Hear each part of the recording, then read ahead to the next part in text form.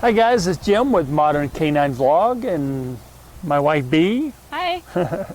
What I wanted to do is a video on getting started. So you may have been watching some of the videos we recently put out in regards to basic obedience and some of the training we did with Brutus. And so we thought we'd do a video today on how to get started with dog training and what are some of the things that you might want to consider. So I thought the first thing we could talk about is, where do you train your dog? Are you train him outside in a beautiful yard like this? You train him in a park? Train him in the house? Oh wait, what a good idea. So why is the house such a good idea? Well, I think the house is a good idea because you can limit your distractions, and we'll cover that in just a second. But the house is a controlled environment that you can keep people out of, other dogs. You'll notice on one of the videos that I was doing that I kept talking about distractions. And so I'd have to stop the video, put my dogs up, and then do the training again, because when they get distracted, they're not into the training mode. So I just think that in-house is a really good location to start. Because distractions, I guess, is when the dog sees other things or hears other things or smells other things, right?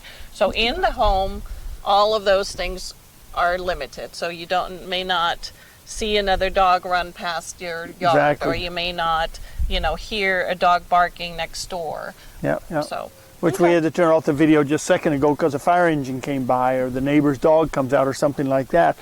So you want to limit your distractions in the location where you are. Now, another thing I'm thinking about location is to, weather permitting. I mean, right now the weather is getting warm here in Arizona where we are. And I'm sure, as you are in other parts of the country, it might be raining, it might be too cold, it might be too hot. So by just realizing I can do all of this training indoors, you're really opening yourself up to all kinds of possibilities. Because one of the things we're going to talk about is how long should you train?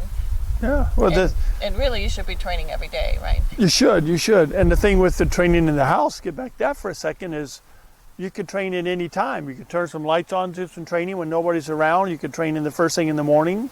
And so, yeah, indoors is a good time. As far as time, you want to keep your sessions short. You want to keep them 5-10 minutes at the most. You're both learning. So if you go too far, you'll notice that that your dog's attention span will start to fade, going, this is really kind of boring. Can we go play fetch? So keeping it short is really a good idea to be doing. And you could be breaking up your sessions, right? So you could be working with your dog for 5 minutes and then giving the dog a break, like playing with the ball or doing something completely different or letting them rest for a while and then coming back towards it. Exactly, yeah, depending on how much time you have to do that, that gives both of you a break. So yeah, just keep it short, keep it often, try not to wait a couple of days to do it. If you're able to pick a time or set aside a time every day, kind of like a workout or something like that, just add 5 minutes here and say, I'm going to work my dog in something. Yeah, and that's something I think that I kind of learned when I was working with Apollo. Oftentimes I would teach him something, and at the end of the session I really felt like he got what I taught him. Mm-hmm. And then I would wait a couple of days, and then I would come back to the training, and it seemed like he didn't know it anymore. So I think that speaks to what you're saying, where you're saying if you do it more often but on a more regular basis, it will stick with the dog. It will be easier for the dog to remember. It kind of turns into being a routine that they expect and they look forward to too, and it's a little bit more enjoyable for both of you. Oh. So I mean, maybe that talks a little bit to the mindset. So we talked about where to train, how long to train. So when you get ready to do your training sessions, I guess there has to be a certain mindset, right? You have to go into being relaxed and just setting that time aside to work with your dog. What are some of the things that you as a trainer do? The mindset is really important.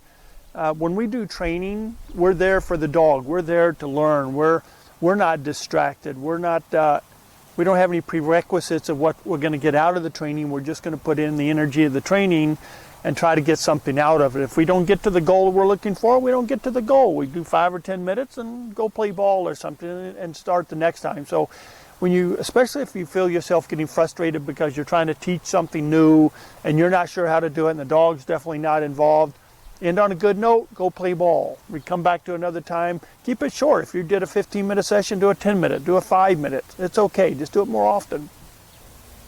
So that's kind of good. Ending on a good note is something I hear you say quite often, and just to elaborate on that a little bit, sometimes it's hard to end on a good note because you're trying to teach the dog something, but he doesn't seem to get that particular thing. So I think one thing that you mentioned to me before is just go back to something that the dog knows. So if I'm trying to teach to sit, but the dog doesn't seem to really be into it, and so we're not getting to sit, so I can't end on that good note, right, yeah. then take it to a command that the dog knows. Or even if you have to go so far back to where you're just walking on a loose leash and the dog's not pulling on the leash. If you just start walking and he's not pulling, you say, good dog. You get the energy up there, the dog's tail comes up and says, oh, good, I like doing this stuff. And then you say, good dog, let's go play ball. Yeah.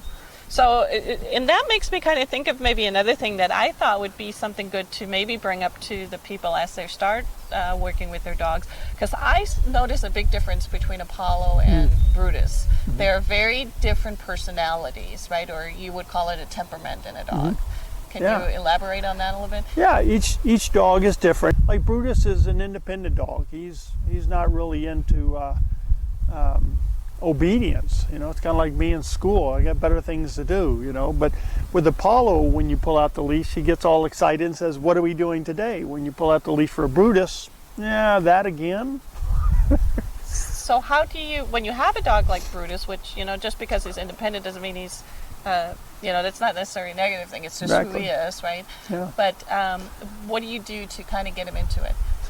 Well, actually, a quieter dog is easier to train because they're just kind of standing there going, what's next? If you have a dog that's bouncing into the air, then you have to calm that energy down. We'll go there in a second. But with Brutus, I have to bring my energy up so that energy will flow into him and say, hey, what's going on? What are we doing? I want to get excited. So I have to get that energy to get him excited into what we're doing. So I'll have a lot of praise or a lot of petting, or sometimes I'll grab his head and shake it, or I'll raise my voice a lot and say, you're a good dog, or something like that. Try to get him excited to get him into it so that he'll participate a little bit more in the obedience and into the training. Make it fun. If you have a really hyper bouncy dog, calm that energy down before you do your training. Put a leash and collar on them, and maybe just sit in a chair for a few minutes and just make them stay right there until they think it's boring, there's nothing going on, and then you've got that energy where you're quiet, then you start your obedience session. Yeah, I think that's one of the things that we love about obedience is that it actually trains the body and the mind. And a lot of times with people that have really hyper dogs, they tend to do a lot of very hyper activities like throwing the ball or running with their dog. Right. And although it's very, very important that your dog gets a lot of exercise, especially if it's a very athletic dog, obedience teaches the dog actually to calm down, and that's something that is kind of important to teach hyper dogs, right? A lot of people forget about that. So bringing that energy into focus and then having the dog be able to calmly take a command and sit quietly or lay down and stay. Those are all things that you really want to do with those hyper dogs because they really challenge their brain in addition to their body, right? Yeah. And it's a hard thing to do. It sounds really easy, but getting a hyper dog to calm down, some people will tell us, well, it's the breed, or it's that dog is unable to be quiet. And that's not really what we find. It just takes another type of technique that you can teach that dog that being calm is okay. I mean, they sleep in their bed for 8 hours a day without moving, so having them be still for 5 minutes or 10 minutes while you're watching TV or whatever, it's not a hard thing to do, and it should kind of be expected of the nice hyper bouncy dogs. So some people might ask, are there certain tools, things that they need when they teach a dog obedience? You're just starting with a 6-foot leash, and you only want to really do the training on the leash while you're teaching, because if you tell your dog to do something and he cruises away, what are you going to do? Yeah, and I think that's something that sometimes when people teach their dog inside, they think that the environment is so controlled because the room may be small that they don't need the leash. And I see that time and time again when we come to people's homes. We do a lot of in-home training, and we tell people to use the leash inside, and they kind of were like leash Right. inside, really? Right. But that's really, you do need that controlled environment. You do need the dog to be on the leash when you're trying to teach, right? Exactly, yeah. And it basically is a control. It also helps the dog understand that they're with you. If they're off leash, you're not really there if they don't want you to be there. When he's on leash, or when the dog's on the leash, they know, okay, it's you and me right now. We're doing something fun, or hopefully something fun. All right, so I guess that kind of wraps it up. So I'm just going to recap one more time. So when you're training, make sure you start with very little distractions. Keep your training sessions really short, and more often try to train, daily if you can, and be in the mindset of wanting to teach. If you get frustrated, just end this training session. And then also kind of make sure that you train based on your dog's temperament, and change it up a little bit based on what works for your dog. I hope you enjoyed these tips on getting started with basic obedience. Check out the playlist Basic Obedience to see each command trained separately, and also watch for our upcoming video on putting it all together. Until next time, keep your paws on the road.